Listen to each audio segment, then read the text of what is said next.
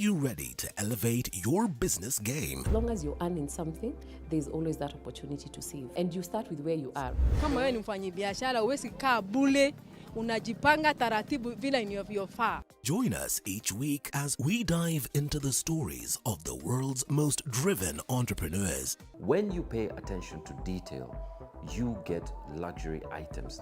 The Grind, where business meets brilliance. Tune in every Monday at 7:30 p.m. because your business deserves the best.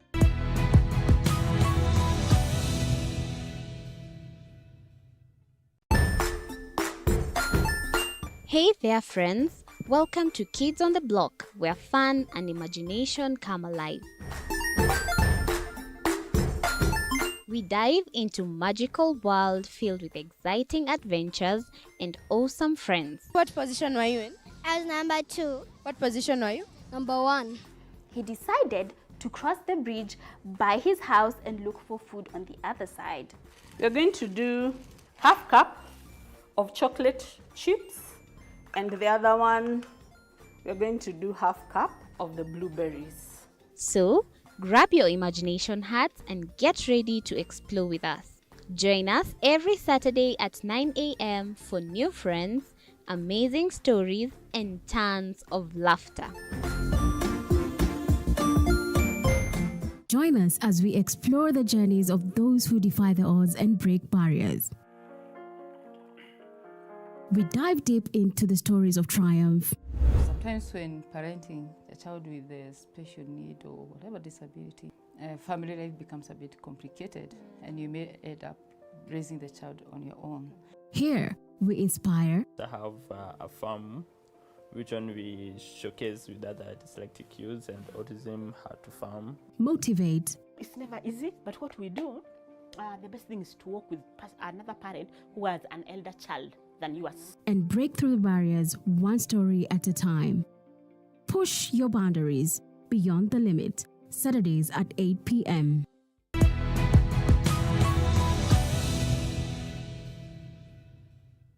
Jiunge nasi tunapoangazia safari za viongozi bora.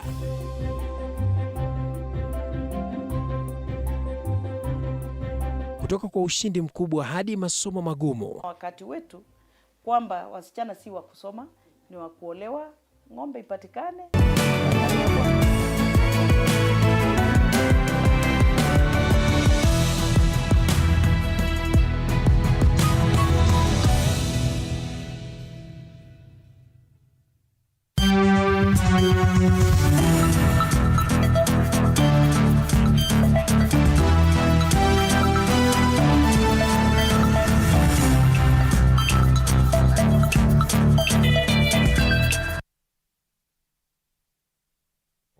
Once again, as always, we're here to kickstart your morning the best way we know how to. How hot is a coffee where you are? This is the Morning Cafe. Karibu sana. My name is Freddy Ndemuli. My name is Ann Odida. Of course, asante sana pia kwa kutuchagua kama kituo chako unachokienzi cha kuaminika. Hapa ndipo. Hapa ndipo. My name is Ann Odida. Karibu sana. All right. Remember today being the 5th of February 2025. President William Ruto will be in Wajir as he continues with his tour of the northeastern region. And we take a look at the dailies today. Rigiji, Ruto has conned the Luya. That's a big headline on the front page of the People Daily. The Star rushed to register new parties for 2027 race. Na tunamwona rais pale akiwa Wajir, alikuwa Mandera jana. Trump's US aid freeze to leave 35,000 jobless. Wow, that's a Daily Nation. Yeah. And Business Daily, Ruto's name dropped from list of Western hotel owners.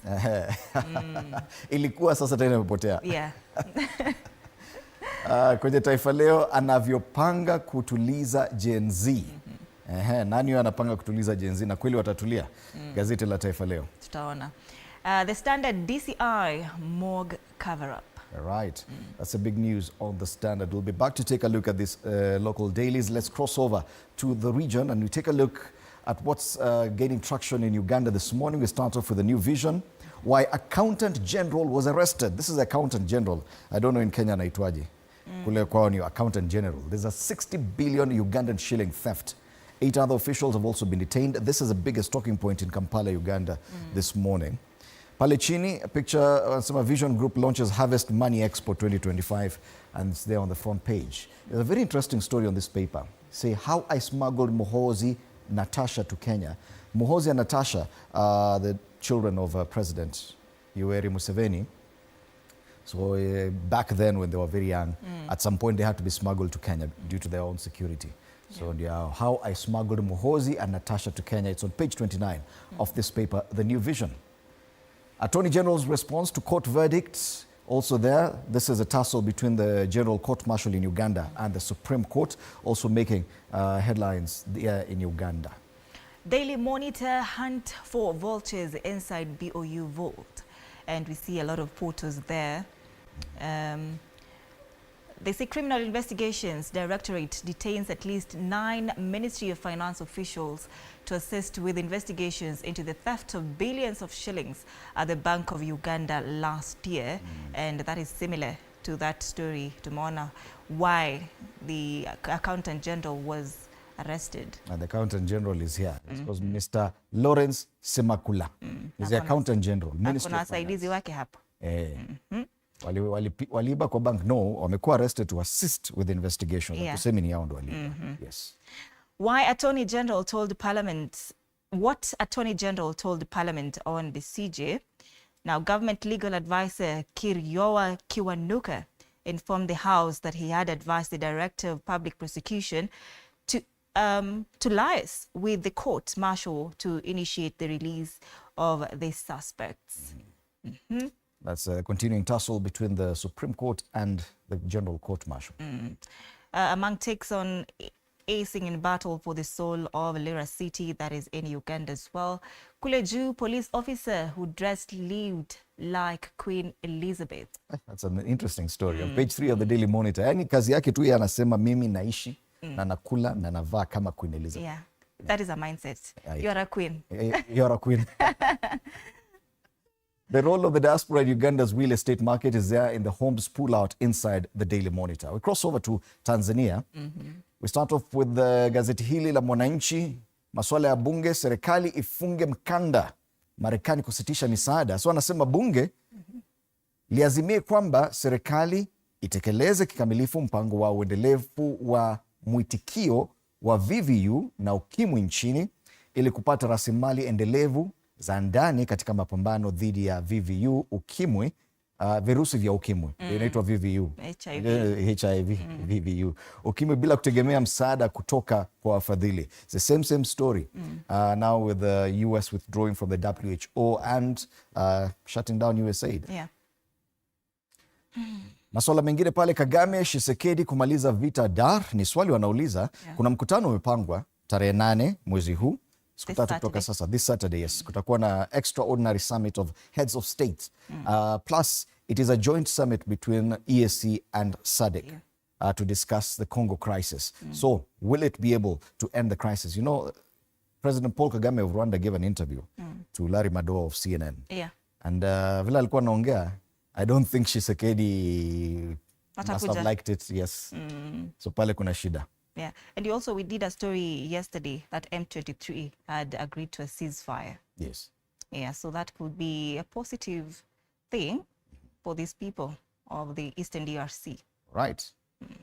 Vidokezo zaidi kwenye ukurasa wa mbele wa gazeti hili la Mwananchi kule Bongo. Anasema pale juu milima mabonde miaka 48 ya CCM madarakani. Yes. Chama cha Mapinduzi kimekuwa mamlakani kwa miaka 48. Almost 50 years. Hata KANU karibu ikuwe hivyo. Pale wenzao wa Tanzania 24 wako matatani Marekani, 4 kurejeshwa. Ni wachache lakini hapa Kenya walikuwa wengi. Niliona jamaa mmoja, very popular guy on TikTok, who's now back in Kenya. Okay.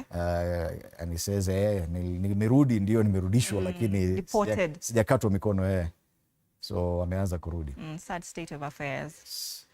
The Citizen, will Dar Summit finally end protracted conflict in DRC? Now, as the East African Community and the Southern African Development Community prepare for a joint summit in Dar es Salaam this weekend, the focus is on whether the high-profile meeting will yield a breakthrough in the long-standing conflict in Eastern Democratic Republic of Congo. Same story kama hiyo ambayo tumetaja pale kwa katika gazeti la Mwananchi, and we see a photo here of DRC President Felix Tshisekedi as well as Paul Kagame's Rwandan president there. And that story is on page 2. We see President William Ruto, Uganda's Yoweri Museveni, Tanzania's Samia Suluhu, that is Evariste Ndayishimiye. This one here from Burundi. And then Emerson Mnangagwa. He's the chair of SADC. So EAC chair is William Ruto. SADC, it's a joint summit of the two blocks. Will it end protracted conflict in the DRC? That's the question everyone is asking. And that's the main question on the front page of the Citizen. Right. Now, why Samia was chosen for Maternal and Child Health Global Award. That story is on page 3 of the Citizen. And that's the Citizen. Right. We'll be back to take a look at the local dailies in depth. For now, let's take a look at the weather situation in the country, various areas of the country. And we start off with Wajir, because today the President William Ruto, will be in Wajir as he continues with his tour of the northeastern region. It is 22 degrees Celsius as we speak. Promises to get as high as 37 degrees Celsius. This is what they call sweltering heat. Yes, sunny throughout the day. No chance of rainfall in Wajir today. So President, vaa kofia kama wataweza kukupatia mwavuli na ukunywe maji, because otherwise hapo utaumia. 37 degrees Celsius in Wajir. In Lamu, 25 degrees as at now. It feels like it. Highs of 31 degrees. It's sunny throughout with a little bit of cloud cover. Precipitation at 0. No chances of rain. Right. Tuende kule Kisii, maybe there's some chance of rain. It is 15 degrees Celsius as we speak. Sunny day as well throughout the day. Highs of 26 degrees. Also there, very little chance of rain, 0.0 millimeters. So hakuna mvua huko. Tukienda maeneo ya Kapenguria, 10 degrees. Kweli mko pabaya. Highs of 26 degrees. Promises to be sunny throughout the day with a little bit of cloud cover. Precipitation 0 as well, so no chances of rain there. Finally, we come back to Nairobi. We take a look at the situation in the city. It is 14 degrees Celsius as we speak. Also promises to be a sunny day. Highs of 26 degrees. Very little cloud cover, so clear skies. No chance of rainfall as well in Nairobi. So that's the weather situation across the country. No expectation of rain in most parts. Let's come back to Nairobi and take a look at the traffic situation. Tuone kama mambo yanaendelea namna gani. This is a general map of the city with the main tributaries. This is Mombasa Road going to town, and nothing there. Langata Road towards town, it's green as well. Ngong Road to town, not a problem apart from that Prestige area junction. And ABC Place looking good. Ile inakuanga problematic inaitwa Jogoo Road. Kangundo Road, then Jogoo Road. And you can see already trouble spots here. Once you get closer on Kangundo Road, once you get closer to the outer ring interchange, hapo kuna shida kidogo. Once you get to Jogoo Road, pale Makadara kama kawaida. Once you get closer to the City Stadium roundabout, pia kidogo tu. But ukishafika town, pale Haile Selassie Avenue, it's not so bad this morning. Areas around Marikiti na Machakos, sio mbaya sana. Pangani interchange, it is building up slowly as expected. So you do expect if you're using Thika Road, hapo kuna shida kidogo. After Githurai pia, just before you get to Kasarani, kuna a bit of a hold up. I'm not really understanding what the issue is there, but it's on your way to town. But a slight hold up just after Githurai. After that, it's clear all the way up until you get to the Pangani interchange. That's where it's building up slowly. We'll be back to take a look at the traffic at around 1:30 because it will have changed by then. Right about now, let's take a look at the quote of the day.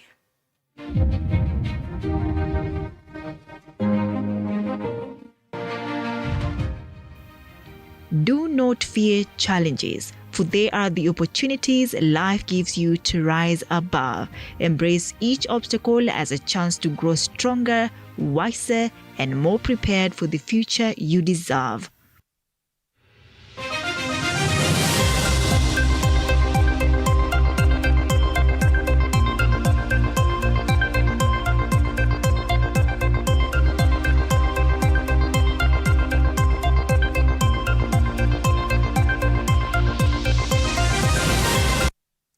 Right, so yes, before we get back to the dailies, this is what we have in store for you on State of the Nation. Mesha Kodede, political commentator, Arnold Maliba, public policy analyst, political analyst Josphat Kamanya, and Kathy Rungu, who's also a political commentator. They will be in studio starting at 6:30 this morning as we take a look at the dailies. Later on, Matters Love kama kawaida. Today is Wednesday, it's hump day. Tunajaribu kurahisisha wiki yako. You'll be talking about the power of forgiveness in relationships, when to hold on and when to let go. We have a big panel. Vijana wanazungumzia mapenzi kweli kweli. As well as Judith Gereshi, a wellness advocate, and Richard Ziwa Zimbalist, a counselor. They stand by for that, coming your way later on this show. So down to the dailies, and we start off with the People Daily. Rigiji anasema Ruto has conned the Luya. That's a big story on the front page of the People Daily. Impeached former deputy president claims head of state offered him 2 billion shillings. 2 billion. Ushawahi ona 2 billion? Nipe hata 2 million. Moja uone. 2 billion to resign. And accuses him of reneging on his pledges to Western. Ukipewa 2 billion, utakata? Naenda hadi majuu. Napotea hivyo. 2 billion alafu ukatae kuwa impeached. 2 billion. Truthful man. Truthful man amesema hivyo. Anasema hapo walinipatia, niliwaambia siguze mlima akaguza, akaniambia nipe 2 billion nikakata. Anamwaya mtama. Another very interesting story is there on the top strip. Wanasema why architects reject president's state house redesign. Architects wamesema hapana. Hiyo hatukubali. Hiyo no. This is a protected building. It should not be so radically altered. That's according to the architects. But sasa hata uki reject na ishafanyika. What will you do? The agony of cancer patients is a story on the health pages of this paper. That's on page 6. And finally, delight as West Pokot school reopens after 3 years due to insecurity. That's a story on page 3 of this paper. And you know, this is the same school, Cheptulel Boys, that the former CDF, Chief of Defense Forces, Francis Ogola, the chopper that he was in crashed immediately after inspecting the school. Oh. Yeah, on the 18th of April last year. I did not know that detail. Yeah. Interesting. That's the People Daily this morning. All right, the Star.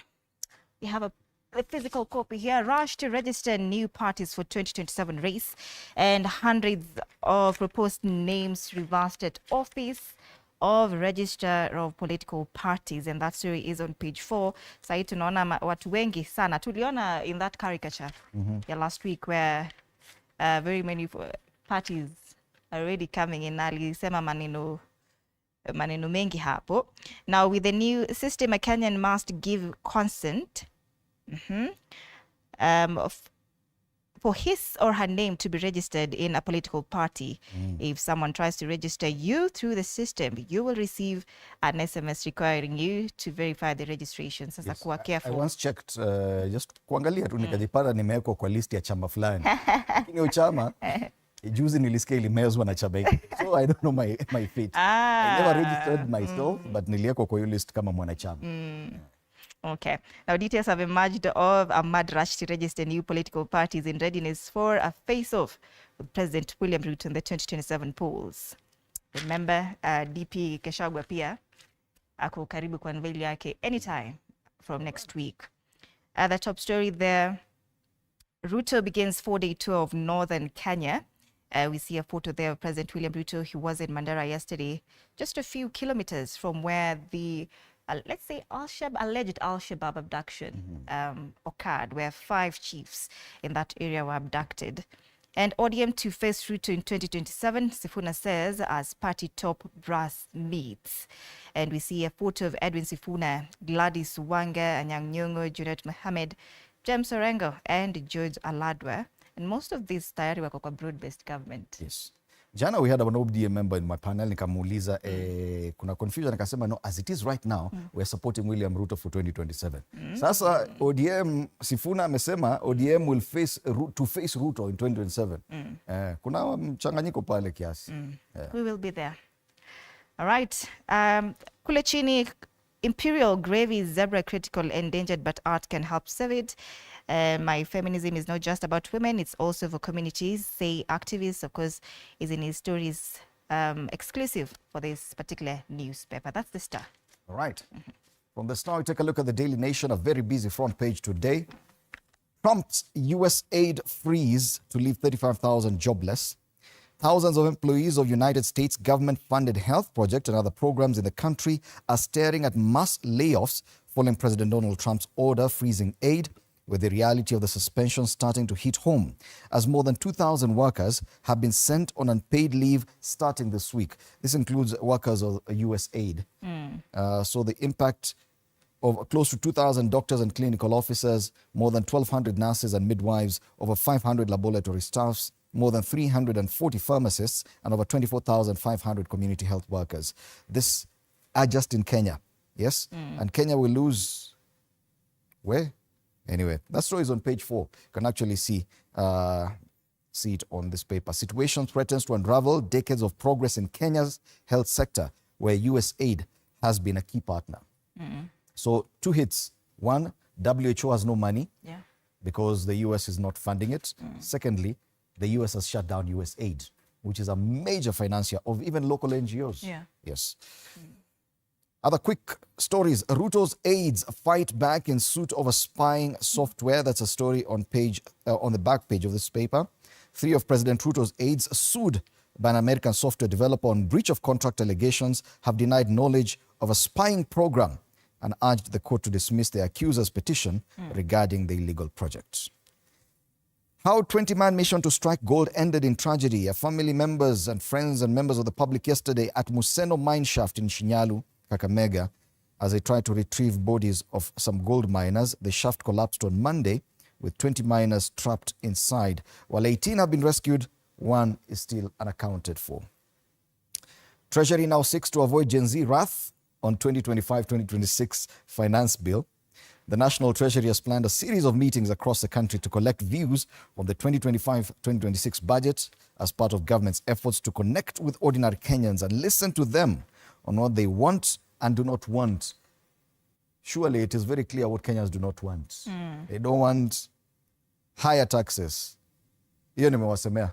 Kama hawajasema mimi nimewasemea. Hata hakuna haja kuhold mkutano. Hiyo ni ukweli.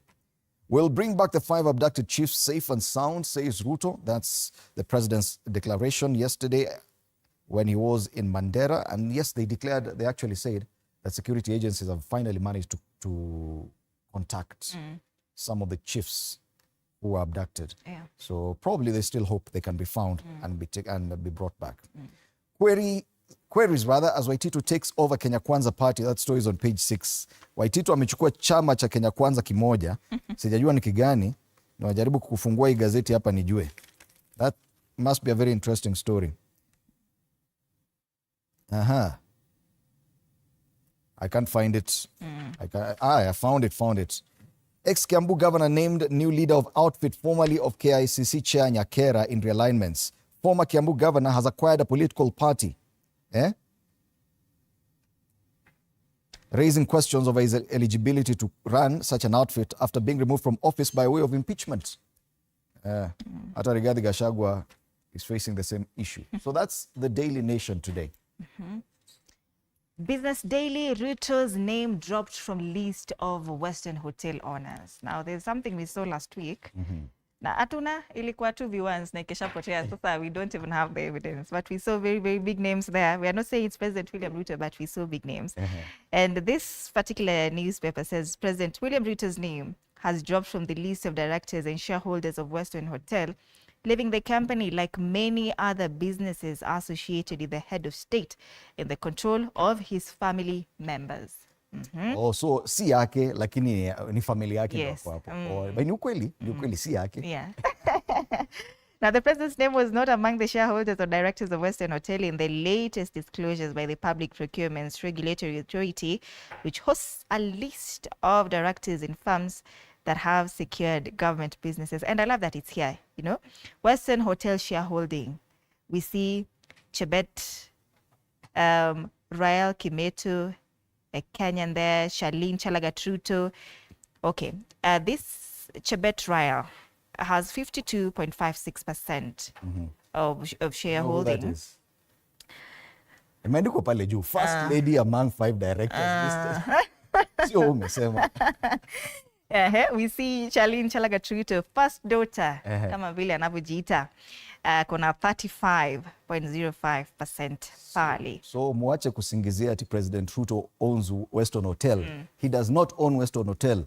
It is Chebet Rael Kimeto, and Charlene Chelagat Ruto. Those are the owners of Western Hotel. Mwache siasa mingi. Kule chini, Moldovan farm deletes leaked data as Watchdog starts probe. And the Moldovan farm that leaked sensitive business dealings of prominent Kenyans has deleted the information from its site as the data protection watchdog investigates the breach, exposing the state company's registrar to fines and compensation. Hiyo story inakuwa linked na hiyo hapo juu. And other stories, their business registrations dip 7.6% on tough economy. IFC to invest 2 billion shillings in new SMEs funds. How two banks lost millions in fraud, and a judge has found 2 former bank employees culpable in separate fraud schemes, which saw 2 lenders lose a combined 36.64 million, underlining the growing insider risks facing financial institutions. That story is on page 7 of the Business Daily. You can take a look at it to find out which this bank is. And Kenya to cap volume of carbon credits. That's the Business Daily. All right, we move on to the next paper. Gazeti la Taifa Leo anasema anavyopanga kutuliza Gen Z. Wizara ya Fedha imepanga mikutano katika kaunti mbalimbali nchini ili kukusanya maoni kuhusu bajeti ya mwaka huu, hatua ambayo inanuiwa kuepuka ghadhabu za vijana zilizoshuhudiwa mwaka jana. Waziri MBADI asema ataenda kwa wananchi na kuwasikiliza na kujibu maswali yao kuhusu hatua mbalimbali za ushuru za serikali kama alivyofanya Jumatatu katika Jivanjee Gardens. Na kuna picha ya waziri mwenyewe pale Jivanjee akiwa na bunge la wananchi. Waziri wa Fedha anapanga vikao kama hivi vya kutafuta maoni ya raia wa kawaida alivyofanya Jivanjee Gardens. Lakini nakwambia maoni ni yale yale. Kenyans don't want more taxes. Hiyo sio lazima ukupange mkutano waambiwe, lakini kama unataka kuambiwa kwa mkutano pia ni sawa. Vidokezo zaidi kwenye ukurasa huu wa mbele wa Taifa Leo. Walimu polisi walia kuhusu deni la bima. Masuala ya spoti, Arsenal Liverpool kufa kupona. Arsenal watiwa motisha na ushindi wa mabao 5 kwa moja dhidi ya City. Pale chini vidokezo zaidi kuna mmoja bado wa kwamba mgodini, tumeongelea maneno ya Shinyalu. Maswali kuhusu Waititu, je, ataweza kuwa na chama cha kisiasa na alikuwa impeached. China nayo yamjibu Trump. China kuharamisha kampuni za Google, Calvin Klein na Illumina nchini humo. Habari yenyewe kwenye ukurasa wa 8 wa gazeti hili. Finally, The Standard. The Standard, DCI morgue cover-up. And this story, they say, in spite of fingerprint identification being a relatively easy forensic tool, police officers often look the other way on extrajudicial killings, which has seen the number of unidentified bodies surging in city mortuaries, and about 354 unclaimed bodies are set to be disposed. Watu wa Kisumu ni wacheni. To be disposed of at Mama Lucy Kibaki Hospital, Mbagathi Hospital, and City Mortuary. 354 unclaimed bodies. Huku chini wanasema state cruelty. 2 bodies, victims of Mlolongo abductions, whose bodies were found at the Nairobi Funeral Home last week. I think they're also linking it to this DCI morgue cover-up. And we see, of course, they've interviewed people here, but we see Faith Odhiambo, LSK president, and she says his brother visited the city mortuary countless times, but was not able to find the body. Where was the body kept? Did it have to take that long for the family to identify him? Okay. And brother of killed protester says mortuary attendants who pull out cabinet after cabinet had to endure the horror of seeing some of the most mutilated bodies I've ever encountered. All right. Kule chini, security bosses will bring back abducted chiefs. The officers say they have made contact with the 5, and it's a matter of when, not if, they are reunited with their loved ones. I saw somewhere that there will be a meeting with Somali elders to negotiate. I don't know if to negotiate with the Al-Shabaab or with who. Okay. To necessitate the release of these 5 chiefs. Kule juu, lecturers in new salary raise demand. We see lecturers sana my alma mater, pale TUK, wame strike for so long, since last year. So I think they're adding to the list of lecturers who are striking, demanding salary increment and, of course, pay. Anniversary family friends honor Moi, that is former president, the late Moi. Rationing fears over power deals, and that's the standard. Kule chini, let's just take a look at it. Raila's team confident as AUC race picks pace. Countdown tumeanza, it's the 15th of this month after Valentine's. Kuna summit inakuja this Saturday. It will decide a lot as well. Yeah. All right, those are the dailies this morning. Let's take a look at the cartoons as we wrap up the news review. And we start off with a cartoon on the Star. So we have a caricature of the president akisema we'll do everything to address these abductions. But as he's talking, the Al-Shabaab is carrying other people kule. Na kuna watu huku nyuma ananyongwa akijaribu kujitetea. Na kuna ule CS wa public service pale. Anasema kama afutwi, anapiga kelele lakini afutwi yuko tu. So matters of abduction still going on, not just in Nairobi, even in northeastern Kenya. That's a Star. On the Daily Nation. We see this caricature of the USAID pale. Hii inakaa kama basket ambayo kuna mtu anachota maji na kichungi. Lakini haiwezi. And then kule nyuma we see also President Trump, US President Trump. Ashabomoa hiyo pipe. So the problem is, one, ndio hiyo pipe ikiwa maji ilikuwa inatoka, lakini hata ikitoka unachota na kichungi. Okay. Kwa hivyo ilikuwa inasaidia either way. Ilikuwa inapita tu inaenda. So hiyo maji imefungwa. Ndio hiyo kwa front page ya Daily Nation. Right. Na mwisho People Daily. What next if it can't cut me? Kuna wembe pale inaitwa Ruto's government. Kuna jamaa mikanyaga, huyo CS wa public service. Lakini mkati anapiga kelele anangoja kufutwa, hafutwi. Ushaichokoza boss. Unaone kata kufutwa, umemchokoza kufuti, unamchokoza tena. We don't do that here. Right. It's happening there.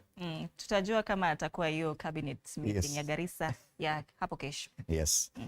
So, right after the break, Mesha Kodede, Arnold Maliba, Josephat Kamanya, and Kathy Rungu will be in studio. Our panelists this morning on State of the Nation as we take a look at the big discussions today. Later on, we'll be talking matters, relationships, so stay tuned for that conversation as well. And today, inakuanga sawa sababu you can also interact with us to tuambie your experience with love. We have fun here in studio with you. So interact with us on our social media platforms at TV47 Kenya, on Facebook and YouTube, and TV47 News KE on X. My handle is at Ann_Odida. The hashtag is Morning Cafe. My X handle is at Freddy Dimuli. Stay with us.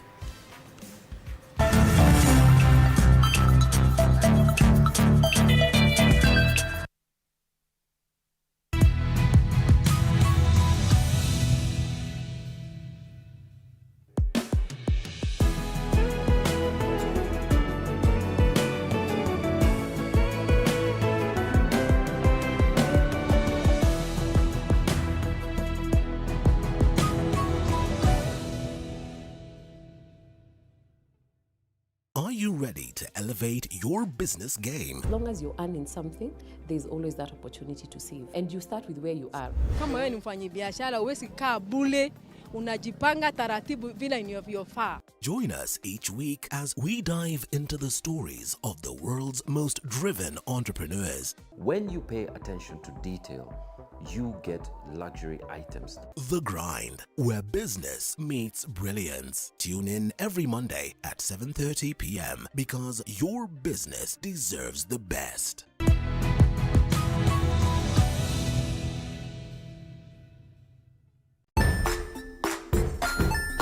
Hey there, friends. Welcome to Kids on the Block, where fun and imagination come alive.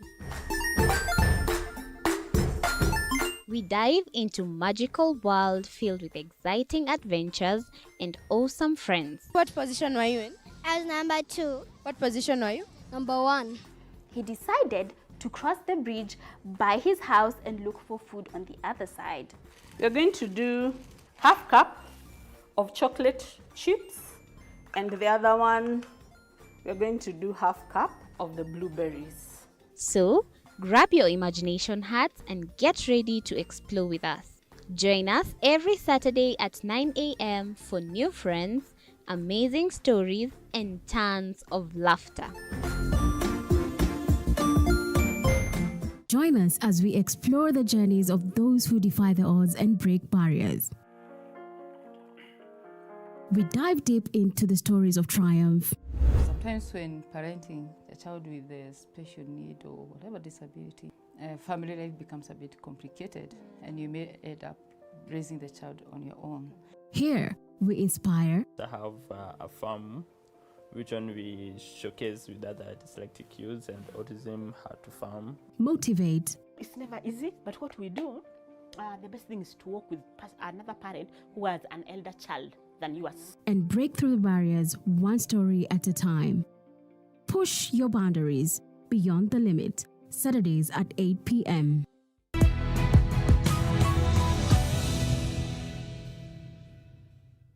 Jiunge nasi tunapoangazia safari za viongozi bora.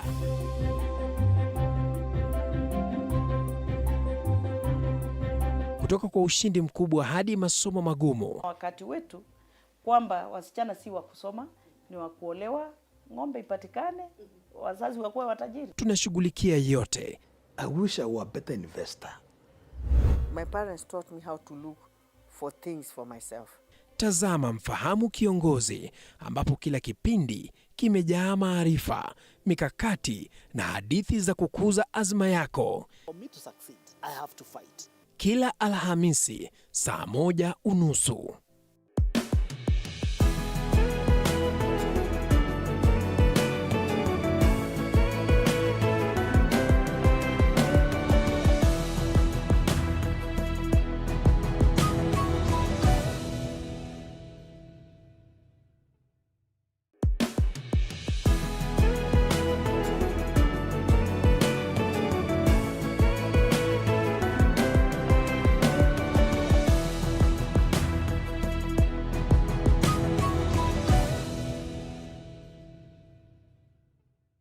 Are you ready to elevate your business game? As long as you're earning something, there's always that opportunity to save. And you start with where you are. Kama wewe ni mfanyabiashara, huwezi kaa bure, unajipanga taratibu vile inavyofaa. Join us each week as we dive into the stories of the world's most driven entrepreneurs. When you pay attention to detail, you get luxury items. The Grind, where business meets brilliance. Tune in every Monday at 7:30 p.m. because your business deserves the best.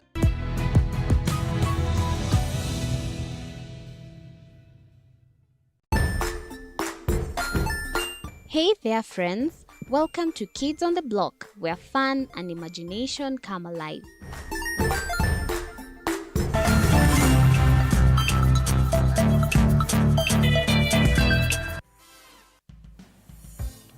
All right, welcome back and good morning once again. You're watching Morning Cafe on TV 47. My name is Freddie Ndimuli. Time for us to take a look at the big stories this morning. Trump, USAID aid freeze to leave 35,000 jobless. That's a big headline on the front page of the Daily Nation, and on the Standard, DCI morgue cover-up. This headline that refuses simply to go away about the ongoing abductions and the discovery of bodies in different morgues. That's what the Standard has chosen to go with this morning. Allow me to introduce my panelists this morning. Mesha Kodede, political commentator. Karibu sana, my immediate right. Next to Bwana Odede is Arnold Maliba, public policy analyst.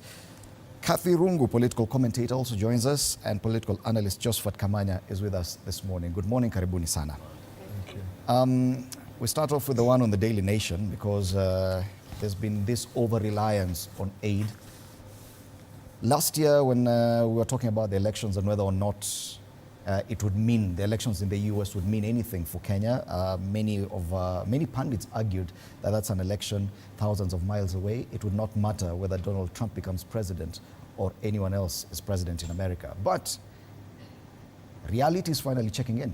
Donald Trump has effected some very radical shifts in how that government works, and this is hitting us directly. Close to 2,000 doctors and clinical officers will lose their jobs in Kenya.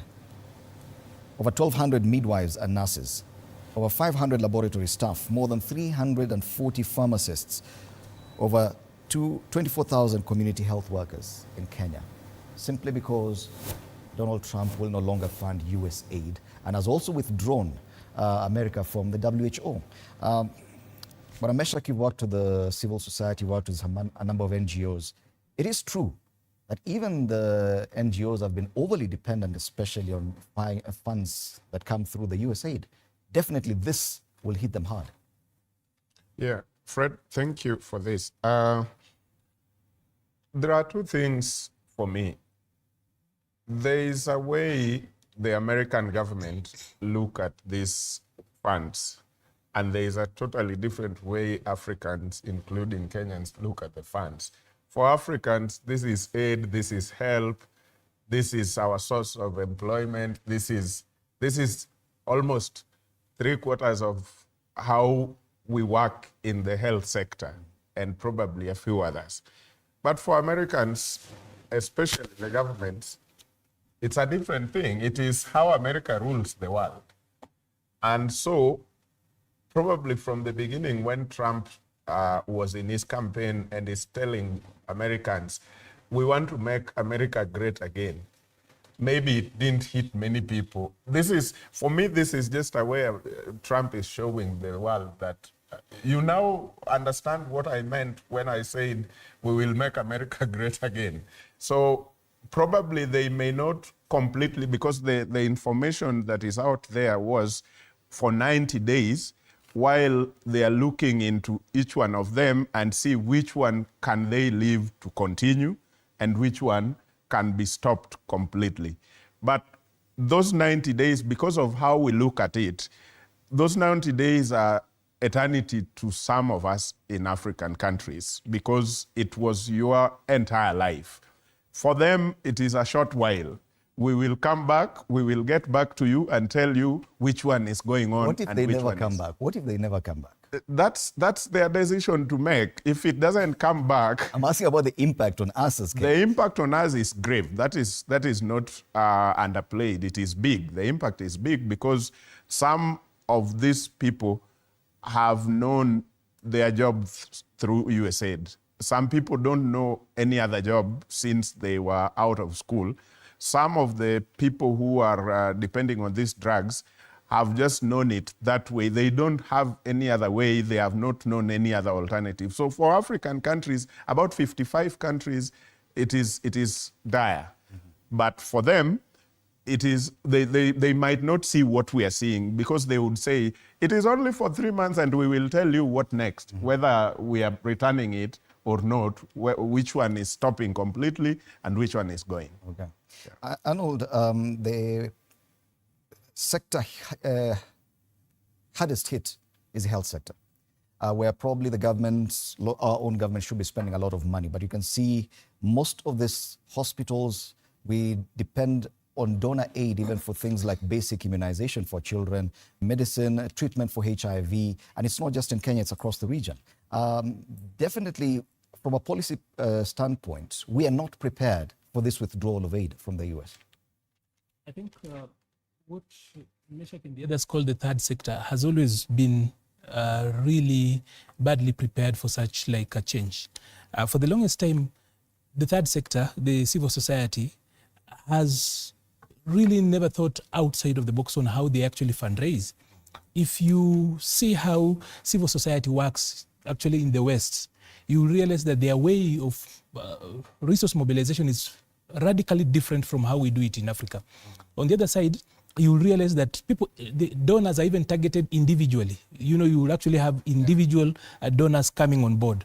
But here, of all, how we actually design the civil society is such that we are dependent on specific donors. And sometimes, by the way, even the NGOs we register sometimes are specifically targeting a certain donor. So in case that donor actually exists, then that's it. A little bit of resilience, I think that is one of those things we needed to actually build, because the third sector complements what government does.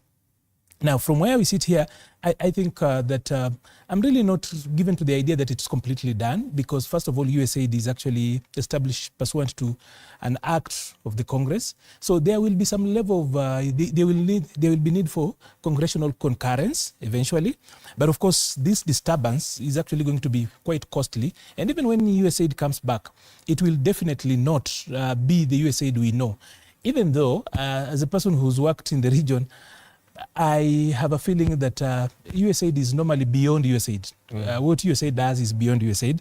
And for purposes of television... admitted it. Politicians in the US have admitted that that has been the front for CIA. Yeah, so literally, it's beyond... So it's a little bit not easy to actually just wish it away. Truth is that America is an enterprise that is 246 years old. I do not think that Donald Trump and Elon Musk can actually come and reorganize an enterprise as old as 246 years. It's impossible for them to work in. I know he spoke about draining the swamp, but there is the tyranny of the bureaucracy. A little bit far much more than they can actually chew. It's not as straight as people will actually look at.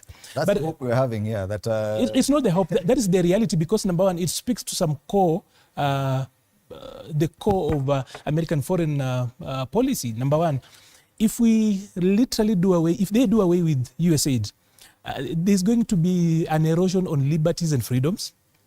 Because literally that is the front that actually fights it. You here are looking at it from the health perspective, but there's so much more on that. Just remember that when colonialism came here, they first of all brought us religion, they brought us hospitals, then they brought us education, they gave us social services, and then they moved on to what they wanted. So literally, it's not easy. So there will be a threat on liberties. I don't think that the US is actually willing to cede ground. As much as he speaks about America first, I saw what they did in Somalia the other day, and I'm like, there was no difference between him and Biden after all. Yeah. And yes, Kenya may still hold on to hope that something will change. But Kathy, we are in dire straits. Our health sector, even with that aid, was not doing well. You see hospitals across counties and they're not staffed properly. Medicine is dependent on aid. And now this is pulled even for a month. This will mean something. I think for me, this is actually a wake-up call for us Africans and Kenyans, to be specific, that we also need to start thinking of how we can be self-reliant in some of these areas. And it is important that we do that. I mean, we have a lot of wastage, especially in Kenya, where we know that we also get this aid and it gets into people's pockets through corruption and other deals that happen all the time. I mean, when our donors or the people who support our program see all this money go into waste and end up in people's pocket, what do they think about us? I mean, it is not just a matter of them giving us the aid. It is also a call for us to be more responsible. And when you look at the health sector, you know, as you mentioned in Dimuli, I'm a scientist myself, turned politician, and I know for sure that we invest very little in research and development, including in the area of drugs and medicine. We have plenty of solution, including in the area of pharmacognosy, but we don't focus on pharmacognosy. We want to focus on conventional medicine, yet we have solutions back at home. So it is for us to really relook at our strategies moving forward and rethink and clearly know that we can have homegrown solutions, yeah, especially in the area of Medicare. All right, and I'm just looking at the top trends, and AIDS is a top trend in Kenya today. We rarely talk about HIV and AIDS, at least over the last few years, but definitely a lot of the antiretroviral treatments has been donor funded through PEPFAR directly from the US. And this is not just in Kenya. Uganda and Tanzania are facing the same crisis. We are just about to witness something serious, Bwana Kamaja, don't you think? With this, even if temporary, please. Well, Fred, yeah, very good morning to our viewers. Allow me to send out a quick reminder to all the road users, avoid incidences and accidents. Well, I think the issue of donor funding, even beyond the HIV pandemic, I think has been overly abused, in a manner of speaking, by largely the African continent. Because you realize that our economy has become a donor-dependent system that cuts across health system, education system, social interventions. We've seen community empowerment programs running years on end, just purely based on donor funding. And I think that, in a manner, rendered our economy somehow lax on developing our own homegrown solutions, as Kathy alludes to. Hence the shock now when the donor says, I think from now henceforth, I'll have to revise my operating system, my mechanism on how I've been dispensing my resources. Further, we have developed a sense of entitlement That's why you hear people saying, no, USA should not do that. The Americans should not just flip the coin on day one and change how we have been running things. That's a false sense of entitlement. Unfortunately, it affects lives, as you say. The antiretrovirals have largely been just in Africa, all the way from South Africa to the West Africa, have been supplied and sustained by the donor funding. You have the USAID, you have PEPFAR, you have AMPAS, and many other sub-agencies. And the lives that will be affected, unfortunately, are being, in my opinion, let down by our own health systems. It is further unfortunate that we do not have a buffer, that upon withdrawal of donor funding, just 1 week, jobs are lost.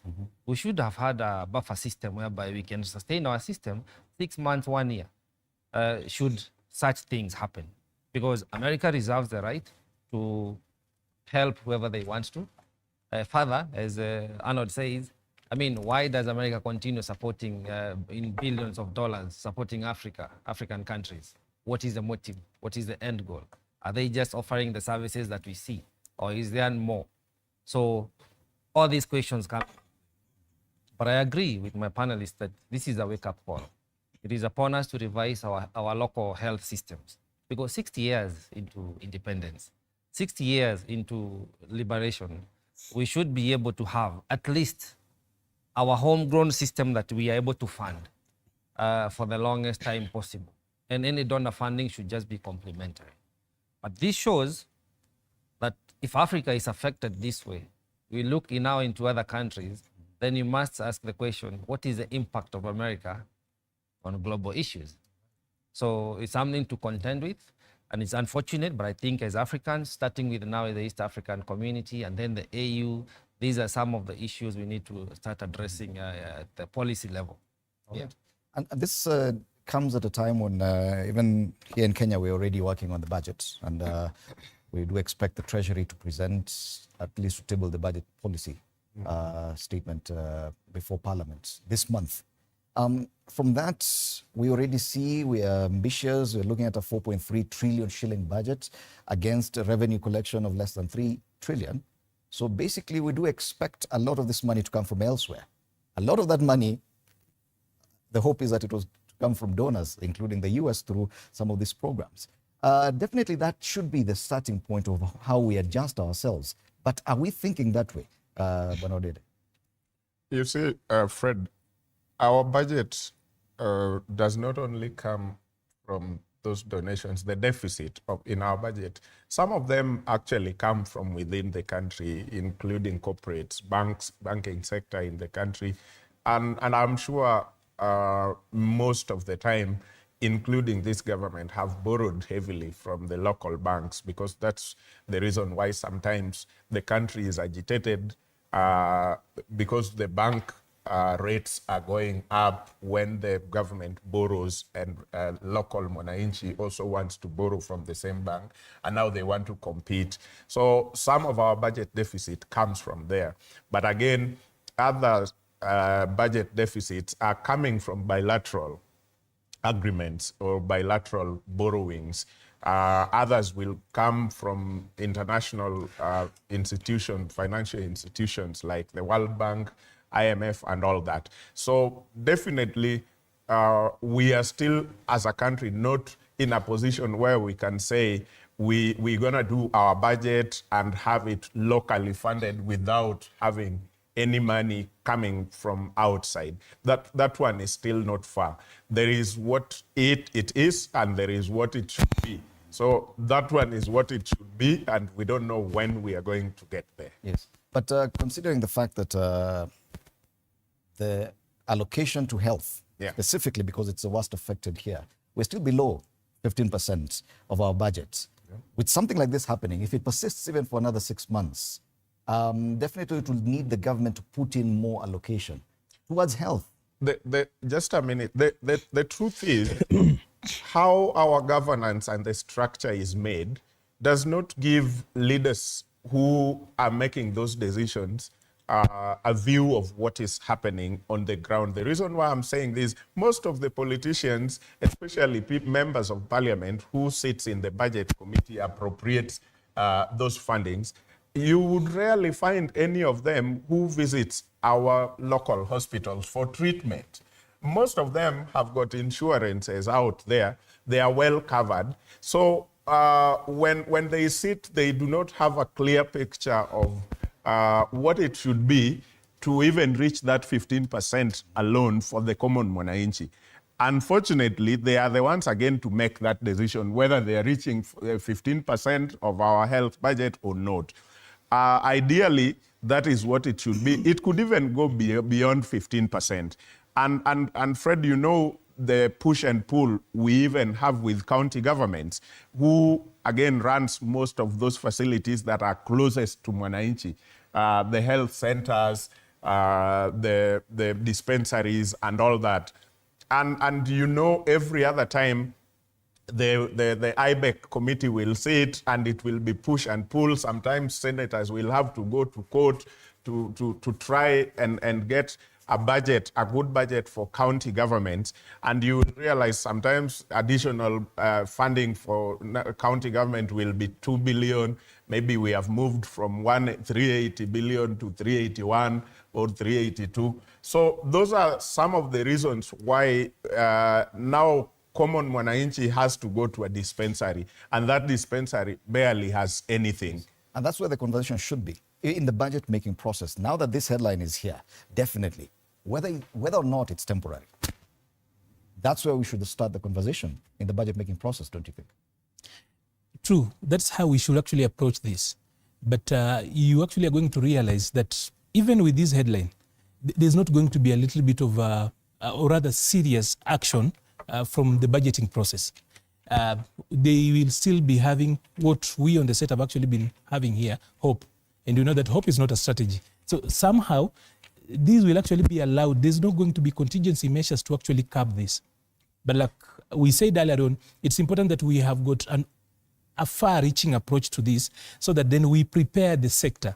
We are only speaking about one segment. There are other segments also that could be affected. What if countries change?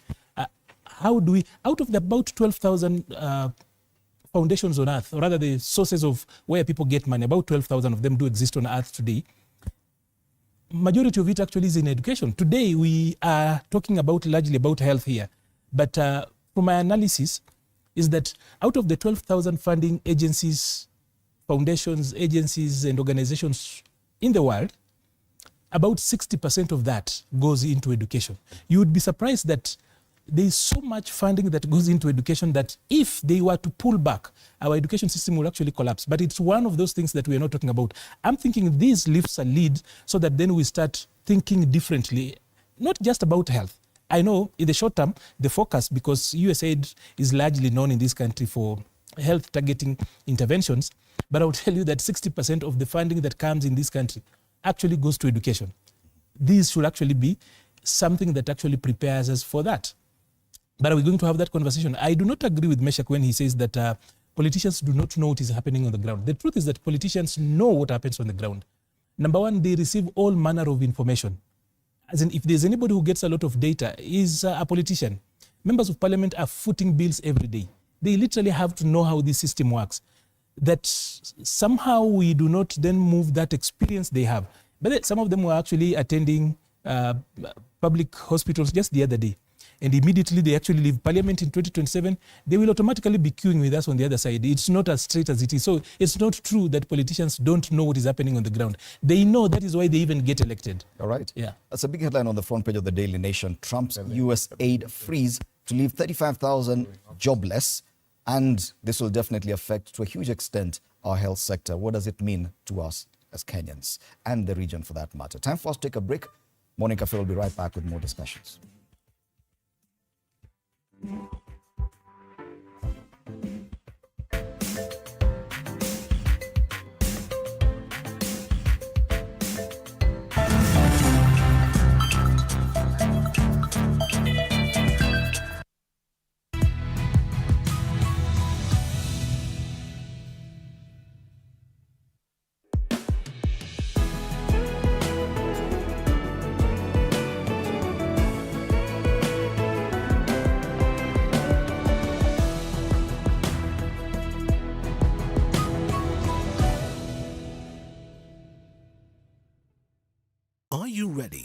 elevate your business game. As long as you're earning something, there's always that opportunity to save. And you start with where you are. Kama wewe ni mfanyabiashara, huwezi kaa bure, unajipanga taratibu vile inavyofaa. Join us each week as we dive into the stories of the world's most driven entrepreneurs. When you pay attention to detail, you get luxury items. The Grind, where business meets brilliance. Tune in every Monday at 7:30 p.m. because your business deserves the best.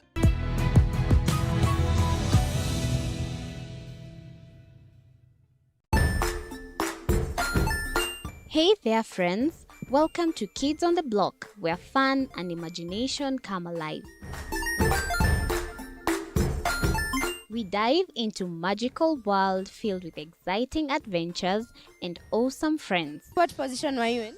I was number 2. What position were you? Number 1. He decided to cross the bridge, buy his house, and look for food on the other side. We're going to do half cup of chocolate chips, and the other one, we're going to do half cup of the blueberries. So, grab your imagination hats and get ready to explore with us. Join us every Saturday at 9 a.m. for new friends.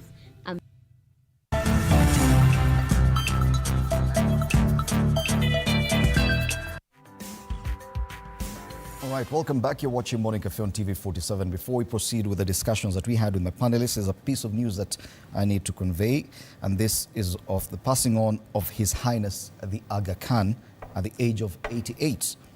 So His Highness Prince Karim Al Hussaini Aga Khan IV, the 49th hereditary Imam of the Shia Ismaili Muslims and direct descendant of Prophet Muhammad, peace be upon him, passed away peacefully in Lisbon on February 4th this year, aged 88, surrounded by his family. Prince Karim Aga Khan was the founder and chairman of the Aga Khan Development Network, which has many of its activities here in Kenya. Once again, His Highness the Aga Khan has died, aged 88. All right, I'm still in studio with Mesha Kodede, Arnold Maliba, Kathy Rungu, and Josephat Kamanya. We now want to move to a different discussion, and this is on the budget-making process.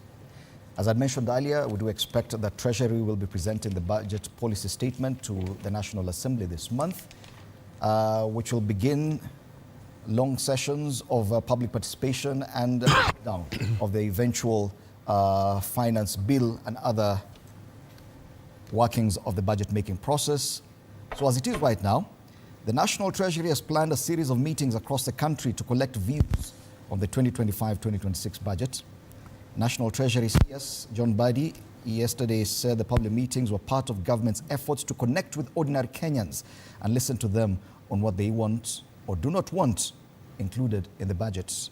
The budget-making process was one of those highly talked about issues last year. It gave rise to the Gen Z revolution and an upheaval that changed a lot even in the administration of this country. We are back there. The CS feels that going around, holding public barazas and talking to Kenyans could actually change the way people think about the budget-making process. Do you agree with him that that's the way to go, Kathy? I think is really a good attempt, to try and include the voices of the common mwananchi, Wanjiku, in the budget-making process. But there has been fears that, the same budget or the same finance bill that we had last year that ended up causing a lot of havoc in this country, we're trying to sneak back some of those, matters that were in that budget that the Gen Z said no to. So I think one is a good thing, but then the second thing is what is public participation in this country? Public participation in this country is really just a PR exercise to me, because it's getting people into a hall most of the time at the county level or even at the constituency level, have them sit there, give them some handouts, and basically their work is to rubber stamp.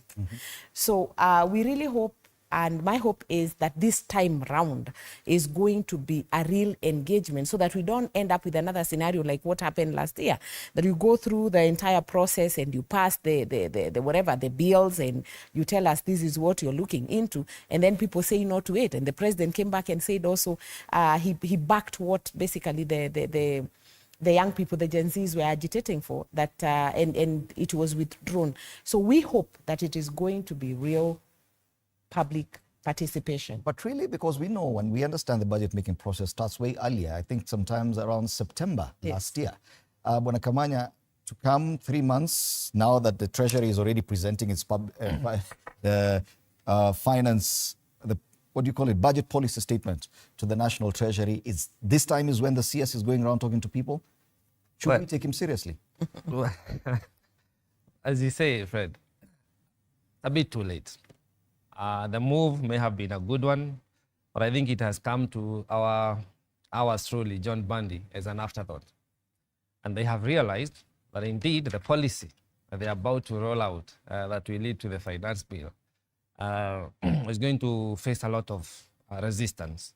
And hence you see such moves. Unfortunately, I do not see him even succeeding in holding a few more, a series of such conventions or meetings or interaction with the public, because people still have a lot of questions.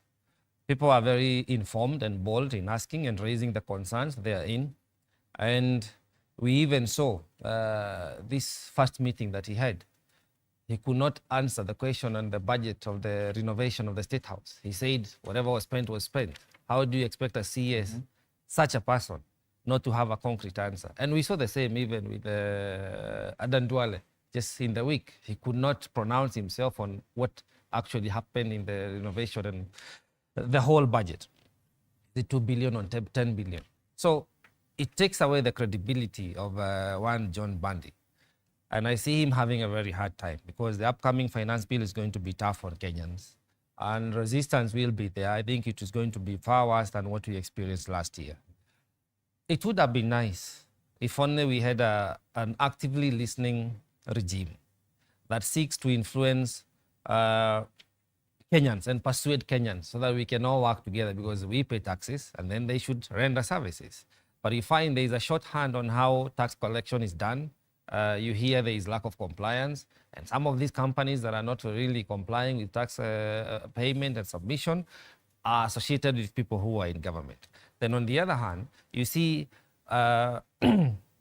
low quality of service provision to Kenyans.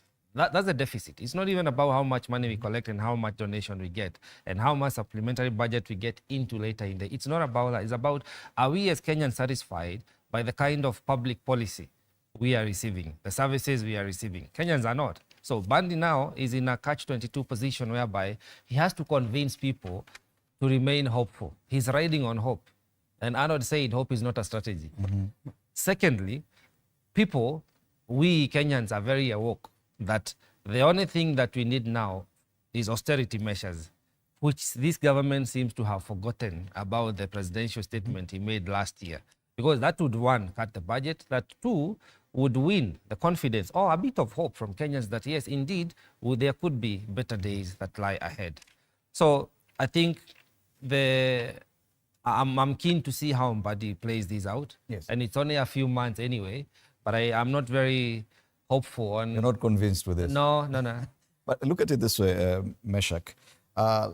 This was the biggest conversation last year. Kenyans got to understand the budget-making process a little bit better.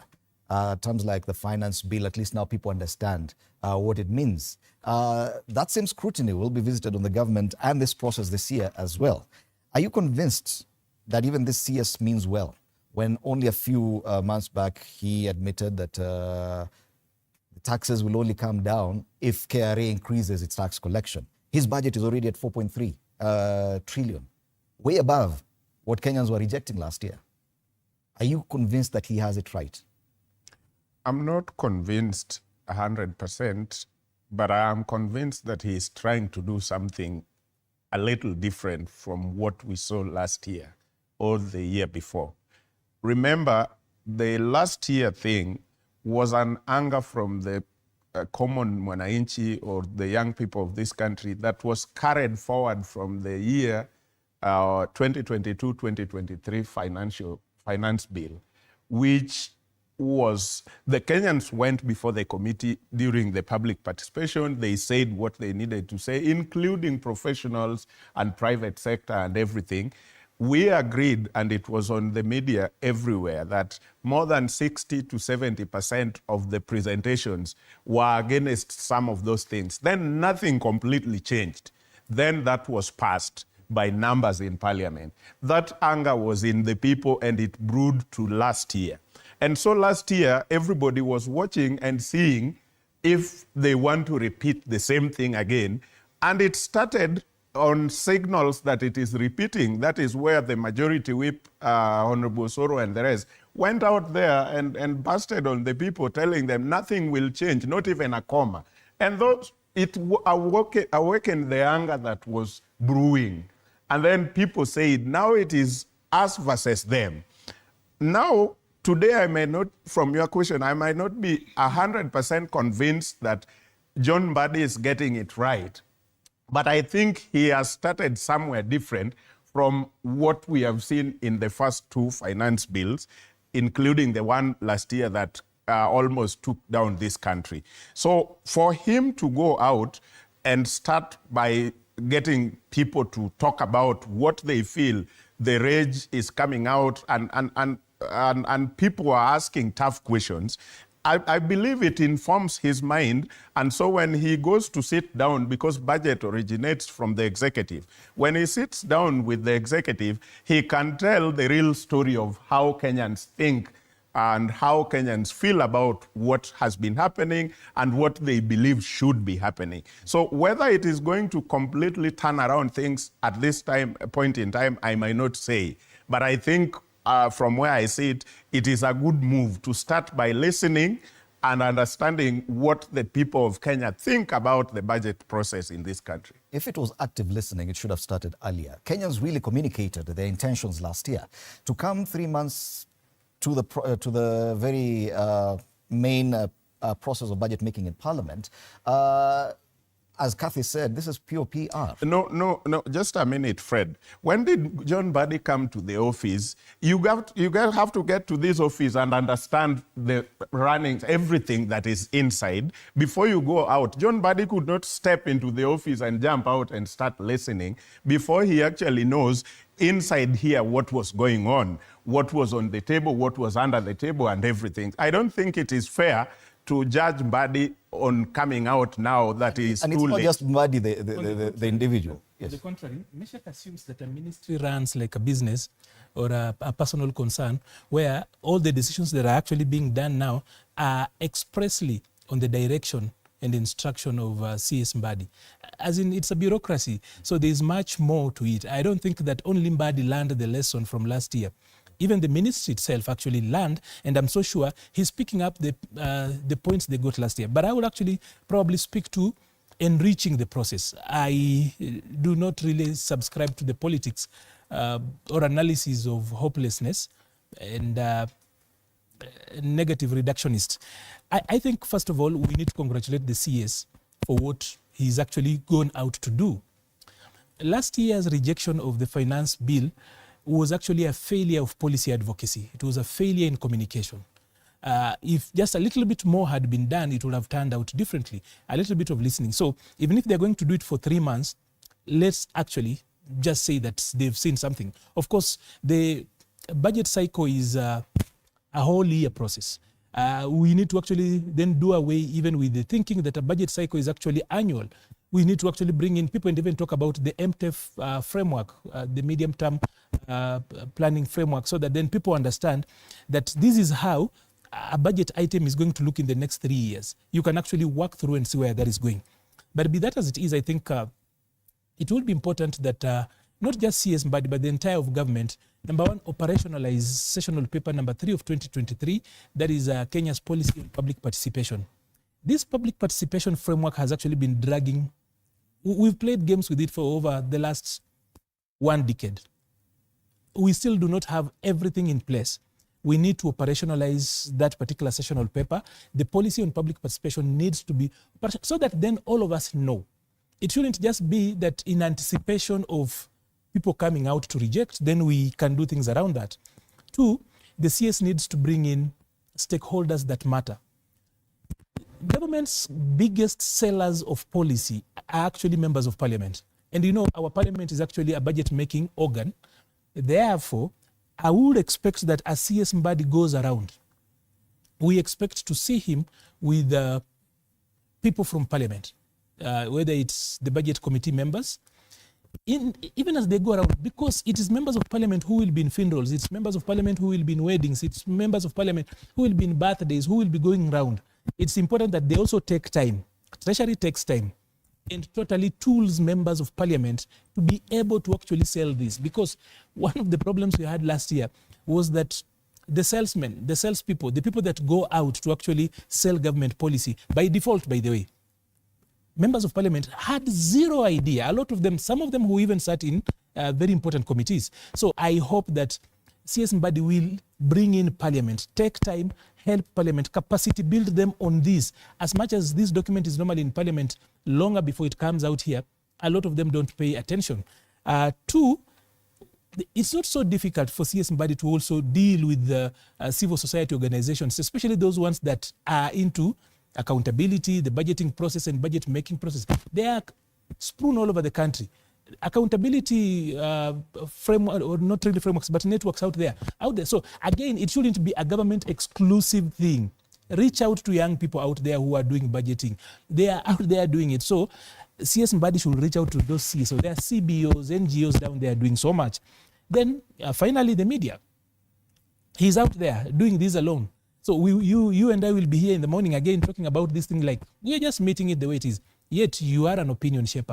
You are engaging people. You are an authority in the way how you actually disseminate information. So I hope that even as they go out to do this, they will do it differently and not then get into the old way of how government does things. It's like it's them alone. They should remember that people are co-governors in this. And it's important to work with all stakeholders. Okay. And the media has done him justice, putting it on the front page. Yeah, they've done their bits. The headline there, ukurasa wa mbele wa Taifa Leo, anavyopanga kutuliza Gen Z. Gen Z appears to be the problem here. Yes, you say he needs to talk to other... This headline is not very helpful because already it's actually setting up him against Gen Z, because it's like, you see how you did last year? This guy is planning to actually run away. So who told you that they will then not prepare? Of course, for headline politics, that's how it's done. It is a real concern that Gen Z have just gone quiet, but there are issues around the budget-making process. That has to be handled differently this time around, Kathy. Maybe they moved from the budget to Ruto has to go. They are no longer concerned about the budget. The budget-making process is here. It is a real concern. Yeah, the concerns Gen Z's had last year will still be there. I wouldn't be surprised if those public participation meetings or forums will be full of Gen Zs this time. I would not be surprised at all, because as it was proved last year, we've really dwelled on that issue. It is actually the young people who came out to reject the finance bill. So I would not be surprised if they ensure that they have actually been involved at that local level. Now the question is, besides the involvement of talking to them, how are we ready to change in terms of our spending? Because I think that is the elephant in the room. The young people would not be having a problem if they are seeing that the money that is being allocated for this and that is actually being utilized in a very prudent manner. The issue and the elephant in the room is actually rampant corruption that is in this government. And I think it's a very heavy and deep-rooted issue. Some people say that corruption actually fights back, and you can see every time that someone is taken to court over corruption, they will take forever, in that court, and then at the end of the day, they will be, they will be set free. And because in this country we say until someone is proven guilty, then they can always argue in court and take all the time that they wish to take. So for me, I think is actually how do the concerns of the young people is not really what has been put on paper. This is the budget, this is the money that has been allocated for this and that. It is how the money has been used. And maybe what the CS needs to focus on is actually now to tell the young people that there's going to be no corruption in some of these instances. Those are some of the things that the Gen Z would like to hear. It's not even the process like, this is the amount of money I'm going to allocate for this and that. Okay. Yeah. The thing is, Kamanya, Gen Zs have all this information. They know that even after defeating the finance bill, after forcing a rejection of the finance bill, that some of those taxation measures were reintroduced through individual tax amendment bills. They know that that was not successful. They know that despite declarations by the president that we need to be more austere, that State House underwent a serious renovation that cost a lot more. They're also aware that our budget proposal has gone up by almost 800 billion shillings. What the government is communicating to these young people and what they're talking about, CS MBADI is talking about, are two different things. When you talk about austerity, is that really being seen? Far from it. You know, we're coming from a position whereby the government already knows that the people are not with the government. You know, it was rendered illegitimate as of June last year. And one of the last needle that broke this government's back was the finance bill. And you look at a situation whereby the regime is trying to continue with a better economic model, which continues to be revised. Now we have Bandi in Treasury, who was a very strong opposition of the same ideology. But he has seen the light, and I want to believe he has seen the light. I'm not the one to question that. However, I kid you not that the Gen Z revolution is still on call for good governance. If we continue on this trajectory, whereby the people are giving raw feedback to the government that these proposals you're offering are not palatable to us as citizens, and the government does not listen, the obvious is bound to happen. Number one, we are looking at the education financing model. It has just collapsed. There was a lot of feedback from all corners and all quarters, but the government was not listening until it could not ignore anymore. The shisha is still in limbo. And now the budget is coming up. Remember, we were discussing earlier, there is the withdrawal of donor funding, which was also tied into a bit of our projection. So Bandi is in a crisis. Bandi the man is in a crisis. But the ministry, even when it did not have a CES, the ministry was still working on data, on information, on policy formulation, and then they had various sittings according to what was doable then. So not having a CS did not mean that the process was not ongoing. And Bandi coming into office does not mean that now he's the sole responsible person. But of essence, and what Kenyans we need to ask ourselves is, when Bandi goes around and gets, because people will show up like they did, whether it is organized or organic. However, people will show up when he goes around and he gets feedback. And he gathers feedback that is contrary to his budgetary proposal. What will he do? Will he still come out and offer a policy that is contrary to the feedback he'll have received? And when the consequences come up, whom will he have to blame? Or will Bandi simply resign when he cannot deliver what he wants to, according to the feedback that is going to gather from Kenyans? However, that is something to watch and see. However, I think we need to agree as Kenyans that we need our country to get better. We want our government agencies, ministries, and departments to function. It should not be left to Kenyans to either accept what you're offering or we are going to deal with you. We need to have a sort of an ecosystem whereby the government actually listens and knows and understands its responsibilities and accountabilities to the people of Kenya. And if we are not able as a government to have a system that simply is able to analyze the information we continue receiving day in, day out, then it means the regime is not working. But we need to look on the other flip side of that. Why are we having a budget process every year? Because this is the third year in a row. Remember, we collapsed to 2022-23 after 24-25 was done away with. Now we're 25-26. Well, how is it that 3 years in a row we continue to have hiccups on our budget making process? We need to have a policy evaluation, because sometimes we get lost in the details. No, the unga should go down. The dollar is, Kenya is, the shilling is getting stronger. Fuel prices are, those are not the limited indicators of a well-doing economy. The buying power, because now we are caught between an inflation and recession. The buying power of Kenyans is diminishing by the day. So even if you lower the cost of goods, the payslip, we've had this conversation in the last few weeks, is being attacked left, right, and center. So we need to have not just a conversation around the details, but more of a policy-focused conversation on how do we propel, and as Maliba says, our economy, so that it's not just an annual affair, but in 3, 4, 5 years, progressively, how can we build on what we have? If it means changing all the persons in office, we do that. If it needs a policy evaluation, we do that, so that we're able to make progress. So yes, this month, next week, once National Assembly resumes, then Treasury will be presenting the budget policy statement. And then the discussions around budget making process, at least will get to the public. And the CS now is holding public barazas. And the headline on the front page of the Daily Nation reads that Treasury now seeks to avoid Gen Z wrath on 2025-2026 finance bill. Taifa leo anasema anavyopanga kutuliza Gen Z. Tutakuwa hapa. We shall be here. Right.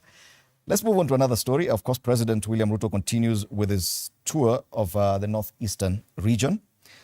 Yesterday, he was in Mandera. He talked about the security situation there following the abduction of a number of chiefs.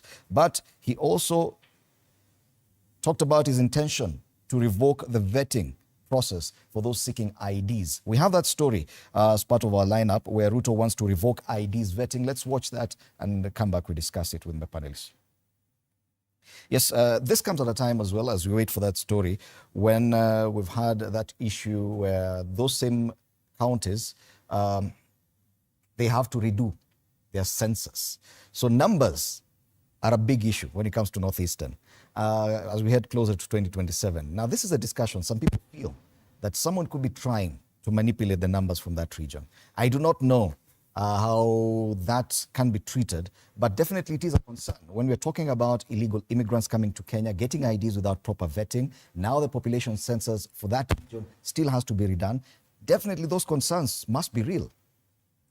Thank you, Fred. Numbers are important in the political space because that's the reason why we see some of the things we see now. When this government took over, for example, it was numbers. And when the opposite side were complaining, it was still all about numbers. If you look at the cabinet, this group have got more, the other group don't have. This group who have got more says it is because of the numbers we had put in during the voting that justifies those numbers in government positions and all. So numbers is something we will not ignore. But coming to the vetting, because it is connected, I have at some point back worked in that space with the organization. Vetting is something I would recommend to be done away with. This is the reason. If I can bring the ID of my father and my mother, and the government have got a system to authenticate or look at the authenticity of those IDs, then why should we imagine that the son or daughter they gave birth to and they are Kenyans is not a Kenyan, cannot be a Kenyan? I mean, it is reinventing the wheel because what that part of the vetting where you're required to bring more. That was just part, but what evidence. What was happening is in this country they did the district in those days, and they were royal districts, the districts that are not bordering any other country. And then there were border districts. So anybody from border districts, like I come from Migori and we border Tanzania, anybody from border district had to go through the vetting. And the vetting was not just looking at the ID of my parents or the documents. It was also to have a committee. And the vetting at some point was like the procedure or theater in Kenyatta National Hospital where you can't go today and be vetted today. You had to take a number, and the number sometimes was throwing you 2 or 3 months later because there are other people ahead of you. So you can imagine you are coming to look for the ID with someone from the royal district, then the Royal District guys, a month later, they have the ID, and you are still waiting for your vetting. It is unjustified. It is not justice to the people who are going through that. So we proposed, some of us even in those days, that when you have shown us the ID of your parents, you have shown us your birth certificate, and the government are the ones who controls this system. Why don't they just check the authenticity and say, indeed, these IDs are Kenyan IDs? So that these young people can be given ID immediately, just like the counterparts from Royal District. Okay. So for that reason, And before I give you a chance, Arnold, let's watch that story about why President William Ruto is seeking to revoke the vetting process for ID seekers. Ile ubaguzi ambayo imeendelea Kenya hii kwa miaka 60, ati mtoto wa Mandera, ati mtoto wa Wajia, ama Garissa ama Tana River, ati akienda kutafuta kitambulisho anaulizwa maswali kuzidi ile wamama wanaulizwa huko kwa maternity. Hiyo maneno tumesema itakoma. Na kesho mimi naweka sahihi kuondoa kabisa ile ubaguzi ya vetting ambayo watoto wa hapa walikuwa wanaangaishwa nayo, ili mtoto wa Kenya ahesabike kwamba ni mtoto wa Kenya bila ya kujali anatoka jamii gani, kwa sababu sote ni sawa mbele ya katiba ya Kenya na sote ni wa Kenya, hakuna mmoja wa kuzidi mwenzake. Tumeelewana jameni? Miaka 60 tulikuwa tunaambiwa ukitaka kupata ID na passport mpaka wewe upitie vetting. Serikali ya hayati Kenyatta, serikali ya mzee Moi, serikali ya mheshimiwa Kibaki, serikali ya mheshimiwa Uhuru hawakufanya yale umefanya. Umesema mtoto Msomali, mtoto Mborana, mtoto Mturkana, mtoto Mkamba, mtoto Mkalenjin, wote wawe sawa wakitaka kipande, birth certificate na passport.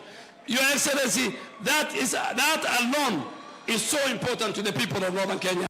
Yes. Well, that's the justification that the president gave. But what's your feeling about this, Arnold? First of all, it's important to let Kenyans that all new IDs are vetted.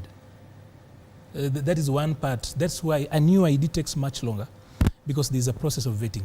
And I know there is no regime that can actually lift that. I'm talking about whether you come from the border or not, there is always a vetting process that a new ID happens to that. But this particular decision should be lauded on two ends. That number one, it's a constitutional right for citizens to actually have identification and any other document that helps them get around with life. It's very, very important.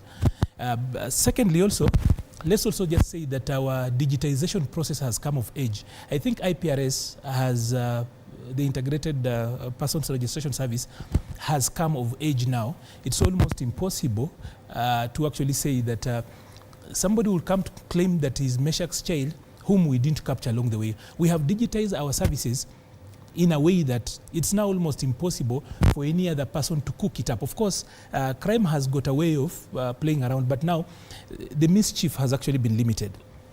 But can we also go back to why this was actually thought through as important? Because I think the three largest foreign nationals who live here, I think people from the Republic of Somalia and Kenya are 2 million, are hoping 2 million, over 2 million. I think they are followed by Ethiopians. And then number 3 are actually Ugandans. People from the Republic of Somalia who live in Kenya. I'm talking about not Kenyan Somalis. I'm talking about, that's why I say people, citizens of the Republic of Somalia who live in Nairobi are estimated to be upwards of 2 million. That's a big number. And then, of course, they are followed by people from Ethiopia, upwards of over 500,000. And then Ugandans who live here, about 300,000 plus. The others, Sudan is actually a distant fourth.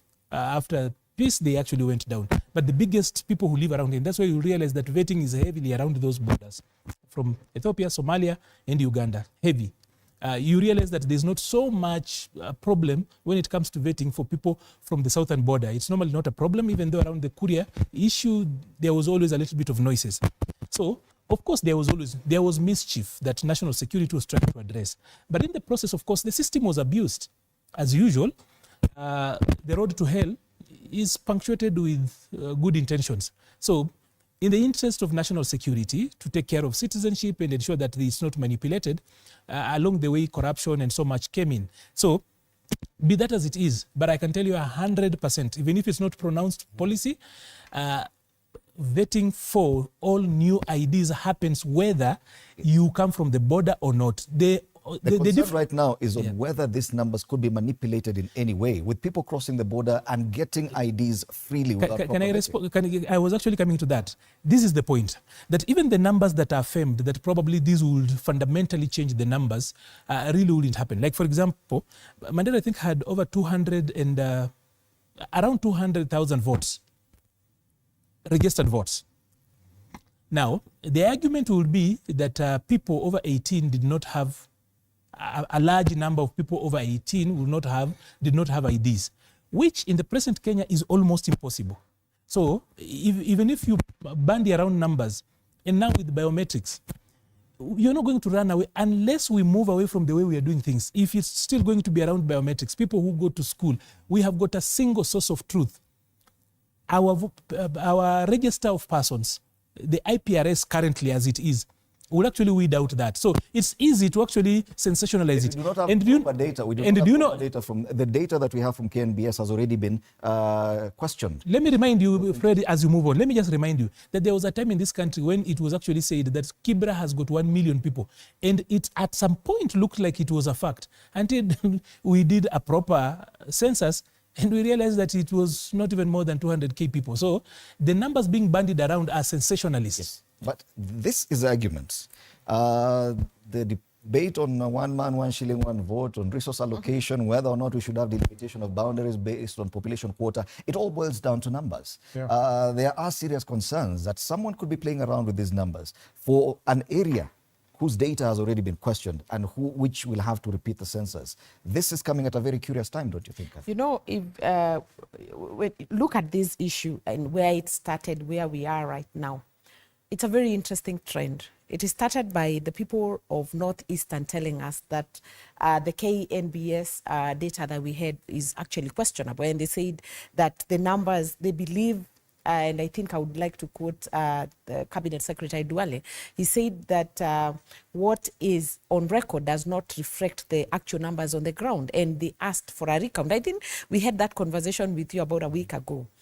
And then a couple of days or even a week later, then the president gets into the mix and says, you know, I'm going to issue you with, my government is going to issue IDs to the people of Northeastern in a non-discriminatory manner, because I think that is what he's saying. First of all, you know, we need to be very careful. As I said last time, this is a region that is also very porous, and we know, and we've had before. I remember, I think it's during the Mwai Kibaki regime where we had an influx, you know, and it went on record, like there are so many people who came through those borders, they got IDs, they got passports, you know, and it's something that should actually raise a security concern, because it means that, as my brother is saying here, the vetting needs to be done and done seriously. But if you have followed what has been said by the leaders from that region, it's actually a political issue. So let's call it what it is. It's a political issue. And politics in this country is about numbers. So I think the president, to me, is seen as someone who is endearing himself to the region, speaking to the region and telling them, I'll treat you differently. And definitely that will have some effects, you know, moving into the future, how these people are going to vote, how these people and whom they are going to support and all that kind of a thing. It's something that we need to deal with very, very carefully. And I know we are trying to be very careful with our words on this one, because it's a very dicey issue. But it is. And actually, it's going to generate a lot of heat moving forward. It is going to generate a lot of heat. Are you reading any mischief, Kamaya? Oh, I mean, we can smell it from afar. However, of significance, we need to realize that this is not just a political issue, but also more of a security issue. Remember, that region is a porous border. And we have others. We have down south when you come to the Kenya-Tanzanian border. We have the Maasais also who go through vetting because you have living, and actually they are family members. You have family on the other side, but you are Kenyan and then they are on the other side. And so the citizenry of, or whether the question of where you belong is based on certain documentation, birth certificate, and all that. So that region being a porous border, we must be very careful because that is a security issue. Already, when the president was there, a few hours before he got there, chiefs were abducted. Their whereabouts is unknown. We hope they come back safe and sound. When you attempt to lift vetting, you are opening up a very sensitive concept on how to compromise the security of the nation. That is number one. Number two, politically speaking, it is known that, and it has been rumored, and that's why you're saying it's a dicey issue, that there has been a very high infiltration of Somalis through that region into Kenya. And they have been attempting to secure or attain citizenship. One way is to get a birth certificate, get an ID, and other documents that eventually even get a Kenyan passport. Because remember, some of these countries, if you have a passport, you cannot even travel nowhere. And a Kenyan passport is very strong, it's a very strong document. And so is the ID. We travel across East African region just with just our IDs. So there is a lot to look into. However, we must agree that we cannot lift vetting. Vetting continues to happen even for you and I, who come from as he says, the royal districts, but also people who come from the border. They must be vetted because if you have nothing to hide, really, if you're truly a Kenyan, what is being asked of you is not beyond your presentation. It's not something you cannot present. If it's documents regarding your parents, a chief's letter, and many other series of questions, I don't see anything wrong with that if indeed you are seeking your right as a Kenyan. Okay. Because those people who are vetted properly, those people who present the documents fine, it may take a bit of time, but it's because it's a security threat. Those people who present all the documents and comply to the policy, they attain whatever they are seeking. Because we cannot have a situation whereby we are saying that this government does not have good policies. And then when the policies are well outlined, we do not want to comply. We cannot have our cake and eat at the same time. Yes. Fred, I want to disagree with my friend because this is something we have agitated for. There is no way I will come from Migori, and what you are calling vetting is not what the president is talking about. President is talking about the panel you go and meet to ask questions. Even after you have produced the ID of your mother, the ID of your father, your birth certificate, you are still in a line to wait and meet the panel, while somebody from Royal District has already got an ID after producing the same documents you produced. That is not fair. That is what the president is talking about. You are going to meet the panel to ask you questions after producing all those IDs 3 months or 4 months later. Then he is getting his ID instantly after producing the same documents you produced. That is not fair. That is what we are talking. Just because I'm coming from Migori and we border Tanzania, I have to wait to meet this panel 4 months later.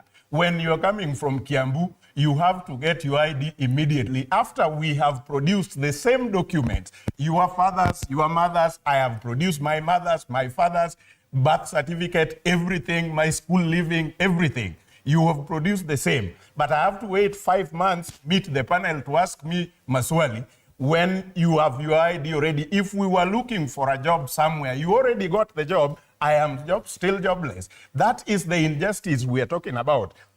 You realize... Right of reply. Okay. And Meshach, with all due respect, we know that process was abused. Yes, that is what used to happen. And people who used to come and present themselves into the panel, and they would go through. But the process was abused. You'd find one person by the name Fred and Kamanya appearing on paper as 5 people, cousins and sisters bringing the same document. They would be asked, where did you go to school? On paper, it says you went to TV 47 primary school. But if you ask who was your primary school class teacher, they don't know because they just crossed the border the other day. So it was a security threat. let's be pragmatic when approaching this issue. I would want all Kenyans to have equal service provision from the government. But if it comes to a point whereby our security is threatened, we must agree that there are measures that must be taken on merit. Yes. Fred, let's also get over this issue easily. Number one, even with vetting, foreigners still get IDs. They buy. Yeah. Even with vetting, the corrupt people at NRB, the corrupt people in different registries always get money for that. So if we are going to actually subject the burden of doing away with this problem solely on young people, imagine starting life with such like a burden. But I just needed to say this, that as a standard practice, as an SOP, everybody is always vetted. There is an extra layer for people from the border counties, but that has not stopped that from happening. So can we really, like, first of all, tighten up NRB? Why I'm not really worried about this is that today, if you have to vote for voter identification, you will actually have to do biometrics. Today, we have really digitized a lot of our systems to the extent that you went to a school somewhere. We even have got numbers, specific unique numbers for children in primary school. Hospital, whether you are born in hospital or not, the chief now actually has to report that. Days where people will show up from nowhere at 12 years old and say, I have been roaming around, are actually long gone. So that mischief might not really be there. But lack of data from KNBS about the numbers in that area, it means we do not have any data to go back to. It means that these numbers could significantly change after census is redone. Why I'm not worried is that there is no miracle that Mandela, for example, today could have 2 million people, and in the last, the registered voters in the last election were 200,000. I think 220 or something like that. Because normally the registered number of voters is normally about 40% of the entire population. So even if you were to multiply that, that would be 500,000. There is no possibility that there is 1 million people roaming around Mandera who are not registered, have no form of registration anywhere. It's impossible. So that mischief is small, but for political reasons, people could be worried. Today, the Somali population, for example, in this country, is put at 6.2%. I do not expect it to go beyond 7%. Whatever simulations you do, by the way, as a country, we have got a complementary way of doing census other than a general census. So literally, we will know exactly how many people have actually come up in this particular area, how many people we've buried, how many people have been born. There is no miracle in that. Do not take political statements thrown around political podiums and on social media and take it as the gospel truth. I've just given you an example of Kibra. For the longest time, it almost became the gospel truth that Kibra has got 1 million people. How many people are in Kibra today? You do not have more than 300,000 people. I don't think if we've even hit 300,000. Everybody, that is children and everybody else. So it's easy to throw around these numbers, but in reality, all right, you can beat up numbers, but they will not lie the way you want. Okay. Tutakuwa hapa when the census there is repeated, and we'll see the numbers that come from there and settle this debate once and for all. As it is right now, President William Ruto has promised to revoke the ID vetting process for those seeking IDs in the northeastern part of this country. As we come to the end of this discussion, there's a very interesting headline on the front page of the People Daily. If my director can help me with that. The former Deputy President, Rigiji, says Ruto has cornered the Luya, but it's what is down there that's interesting. Impeached former Deputy President claims head of state offered him 2 billion shillings to resign and accuses him of reneging on the pledges to Western Kenya. Let's touch on this briefly as we make our final comments. We start with you, Kathy. This is a very serious comment, very serious allegation by the former Deputy President. Is it just a way of appealing to, in this case, people of Western Kenya? Or should we take some of these statements made by the former Deputy President, the truthful man, as truth? I think I've said time and again, I don't believe he's truthful, first of all. But having said that, I think every day he's saying something that is interesting and people are actually paying a lot of attention to whatever he says and whatever he does, you know. And this is a man who has literally mutated, and he has kept mutating and his statements also have kept mutating. I don't believe he was offered that kind of money. Number one, why would he says that the president was hell-bent to send him home? Then why would the president again offer him money? So I really doubt that he was offered anything like. It was also a bit costly, you know. Maybe this was. I don't think so. But then it is interesting to note that. He started by just bringing together the people from Mount Kenya region, but now he seems to go beyond the Mount Kenya region. He's reaching out to the Luyas, as you can see. As you can see the other day, you'll see him in a meeting with different tribes, and clearly this is not someone you can wish away. This is not someone you can write off, and I think. Ours is actually to observe, it's to watch and see what happens in the near future and moving into 2027. The only problem I have with the former deputy president is that he continues to divide the country. He's actually a very, very divisive. But the politics. To suggest something. No. The politics is very divisive. I listened to him as he was addressing the people of Luyaland, and he kept reminding them, you're conned. You know, it was never about you. The agreement was about individuals. He has a way of ensuring that he keeps dividing the people as he tries to pull some of them to himself. Yes, you have to look at these blocks. Well, you know, the truth is subjective. So whether the man claims to be truthful or not, that is immaterial. I also have my truth. You don't think much about this guy? It's not that I don't think much. It's just that he doesn't mean much to our modern day politics. Truth be told. Really? Yes, in my opinion. The first question I would ask in response to this statement that he was offered 2 billion, why? Why did the president want him to resign? And I'm hopeful that one of these days that the president will come out and say exactly what transpired between him and his former deputy. Because we don't want to be left in suspense like it happened towards 2022 between the two, the former president, Uhuru Kenyatta, and and his deputy William Ruto. So that is one issue. Two, this is still a domestic affair for me because the two fell off, and we are not going to get into domestic issues as a nation. They got into a marriage, political marriage, that did not work. Now we have a jilted lover who is now saying that person was not feeding me enough, and many other allegations that come off once a relationship has run its course. So I'm not reading much into it. Three, he failed to become the Mount Kenya kingpin when he was actually a sitting deputy president.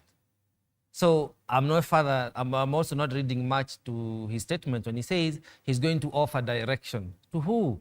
He simply joined the people, the Gen Z revolution, who are revolting and resisting against the regime that he was part of for the last 2.5 years.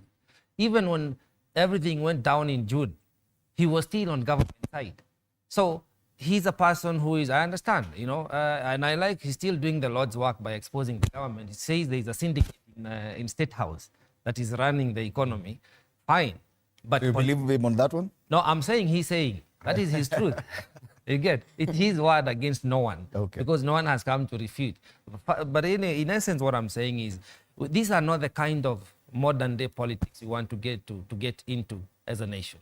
We must stay focused on how are we going to have our economic liberation, how are we going to have a policy formulation process that serves Kenyans across board. Because elections come and go, Fred. And in 2027, we are going to have a president, hopefully a new president. We are going to have a new regime. So elections will come and go. If his focus is merely talking about sending away William Ruto, that one we are all in agreement as Kenyans. The hashtag Ruto must go is still very much alive. Mm-hmm. But beyond that, and this is the only point I can agree with the president, when he's asking what is his game plan after sending him home. Okay, but he still manages to find himself on the front pages. At least the dailies still find the need to put the former deputy president on the front pages. This is a big headline for the People Daily. A miss or a hit? Fred, if somebody is a deputy president in this country, he is 1 inch being president. Anything, God forbid, anything might happen and he becomes president. So it means when he is impeached, we should expect him to still hit headlines, maybe for some time, because the question must be in the minds of people all the times, what really happened? And it is not just somebody. This is a man who was almost on the headlines even when they were still together. He is the man who was setting traps here and there, and those were headlines. So Grevy has not come to the headlines for the first time. He has been on headlines with this kind of the president must have thought or hoped that with impeachment, that would be the end of him. At least politically, we would not see him on the front page. No, I think we need to be cool-headed. When he was inside, he was still giving us sensational statements like traps and shares and all that. Those were headlines. He is now out. He's still continuing with sensational statements like he was offered 2 billion. So I don't see if Grevy has changed. But on matters political, I think we are facing Usiguse Mrima season 2, if what I saw is true. When Honorable Eugene was unveiling his new party's office in Karen, and I saw a statement from Rigiji, which is still him. There's nothing changing. Onyonka tell Matiangi to organize Kisi to reach 1 million votes. Kalonzo organized Kamba to reach 4 million votes. Those were his statements. I'll push Murima Ifike 8 million and all that. What does that tell me if I'm watching the history of this country's politics? It means when they win, quote unquote, in 2027, they sit on that table to start dividing, and he says this and this and this viti za Mrima usiguse. Why? Because we brought the largest number of votes. Just the same way in the William Ruto's presidency, he was like this and this and this near Mrima because we gave you 47% of the total votes you got. So Usiguse Mrima season 2 is facing us in case Rigiji organizes the opposition and they win any government, which I don't know whether it will. All right, final word. Fred, I have now learned not to underestimate the second deputy president. First of all, this was a first-time MP who ended up being a deputy president. It's never happened. That was a meteoric rise that was so fast. Secondly, if what is said is actually a fact, that he was very instrumental in shaping of the fourth president to actually become the statesman he became, then he is not literally any other person. Having said that, upon his impeachment, all of us knew that he was done politically. He might not, in Kamanya's words, have been a Mount Kenya kingpin when he was deputy president. But very few would argue with that fact now, that today his home has turned into a shrine. And people do not flock to places where there is no power. If you want to see where power is, you see where the traffic is going. So even as Kamanya speaks here, he knows too well that in central Kenya and Mount Kenya, literally, there is a shift in power dynamics. And honestly, you cannot wish Rigadi away. Places that were quote-unquote political backwaters like Embu, all of a sudden are now tinderboxes, courtesy of Rigadi. You want to actually take that for granted? No, we are having whole CSs outside of responding to that particular move. I saw a CS explaining herself in town, speaking to hawkers, and the CS had to first of all use the former deputy president's name as a password to come. Like, I know he is a friend to your member of parliament. I do not have a problem with him. I am here to work with you. We have no problem with him. If a sitting CS is using the second deputy president's name as a password to access an audience, you cannot wish that man away. So whatever way you look at him, and I also see he's being very systematic. When he started with Mount Kenya, it looked like it was a joke. It almost looked like it was a flop. After his impeachment, it looked like it was a flop. All of a sudden now, he's actually a buzzword there. Secondly, I see what he's doing. After dealing with Mount Kenya and he feels like he has it completely, a little bit under control, he's moved to the second mountain in this country. He's going to Western. and he's speaking to them. And yesterday, if you followed that, I followed that for about 1 hour, 20 minutes. He didn't go to them appealing to them. He was telling them, if you want, not like he's coming to actually fall down to them. It was a very candid conversation. So if you are to analyze properly, any person looking at what Rigiji is doing will not take it for granted. If you see what has happened in the mountain, he didn't look like the typical Mount Kenya kingpin. He didn't look like that person who sweeps the Mount Kenya type of, who can actually put a little bit of fever in there. But he's there and people are complaining. So from where I sit, I don't think that even the planners of the next elections, those who are working for the regime, will tell you that they really do not think that he's doing something. He is doing something. It is impactful. And I will actually say, I know Meshach might not be interested in what happens to Rigiji. But as a Westerner, I know that the future of Kenya is Western. The sixth president must be a Lunje, whatever happens. Right. So you heard it first from me. Having said that, that's a new one. But then I just needed quickly to say this. I know we are on set, we've not looked at that, but I've just seen that the US has actually frozen 1.7 billion shillings that was for the Haiti mission. And therefore, the US has actually just betrayed its non-NATO ally, and it abandons our sons in the battlefield. It is unfair. Wow, that's a serious piece of news, and of course we'll be looking at it as we proceed with the day. Thank you so much, Arnold Maliba, public policy analyst, Mesha Kodede, political commentator, Kathy Rungu, also political commentator, and Josephat Kamanya, political analyst. Our panelists this morning on State of the Nation, very interesting discussions around the security and politics of our country. After the break, matters relationships. When to forgive, or is it too soon to forgive? Well, follow that discussion after the break. My name is Fred Indemuli. Good morning.